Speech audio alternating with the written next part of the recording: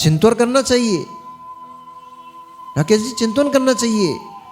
आप कोमल कोमल सीट के ऊपर ऑफिस में बैठते हो, तो कोई एक ऐसा व्यक्ति है जो स्टेशन पे चद्दर बिछा करके प्लेटफॉर्म के ऊपर बैठा हुआ है, आपके हाथ में स्वर्ण कलम है, उसके हाथ में बूट पॉलिश का ब्रश है।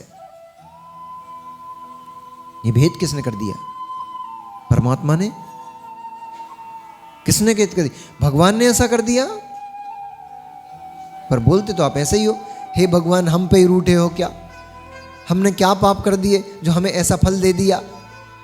हमारे घर में ये कष्ट देना थे क्या? हम पे ही सारे कष्ट उड़ल दोगे क्या? ऐसा तो आप बोलते हो ना भगवान से, हैं?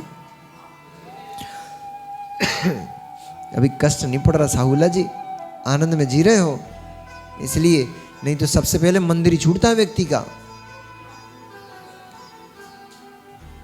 हम तो वर्षों वर्षों से पूजन करे चले आ रहे हैं, हम पे ही ऐसा कष्ट पड़ा है। भगवान में कोई शक्ति नहीं, पूजन बंद, अभिषेक बंद, सारे काम बंद। सबसे पहले धर्म छोड़ता है व्यक्ति मुसीबत के समय में। अरे पापी, अरे पापी, पाप तूने किया, अरे पापी कसाय तूने की, फिर कसाय कर रहा है। अरे पापी, पाप तूने किया, कसाय तूने की, परिणामों को विकृत तूने किया, पाप कर्म का आश्रय और बंध तूने किया, थोप रहा है भगवान के ऊपर। उनकी क्या गलती थी? वो तुम्हारे घर पे आए थे बैठने कि भैया थोड़े गुस्सा कर लो, वे तुम्हारे घर पे आए थे बोलने तुमसे कि भैया थोड़ा इन लोगों से लड़ा झगड़ लो आपस में। तुमने कसाय की, तुमने पाप किया, तुमने कर्म का बंध किया, और थोपने पहुंच जाते हो किसके ऊपर? भगवान के ऊपर, कि भगवान हमें मिले तुम्हें कष्ट देने के लिए। क्या भगवान को क्या पड़ी तुम्हें कष्ट देने की? उन्हें तुमसे कौन सा द्वेष है, कौन सा झगड़ा तुमसे चल रहा है उनका जो तुम्हें कष्ट देंगे वे?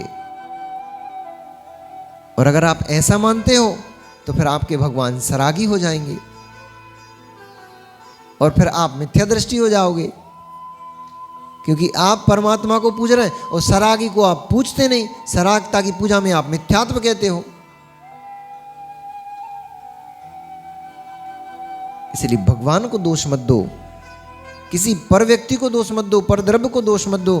तुमने ऐसा कर दिया, किसी ने कुछ नहीं कर दिया। तुम कर्म का बंध करके नहीं आए होते तो कौन जगत में ताकत थी जो तुम्हें कष्ट दे सकता था? और फिर निर्णय इस बात का भी होना चाहिए कि मुझे ही क्यों है, मेरे भाई को क्यों नहीं है, मुझे ही क्यों है, मेरे परिवार वालों को क्यों नहीं है।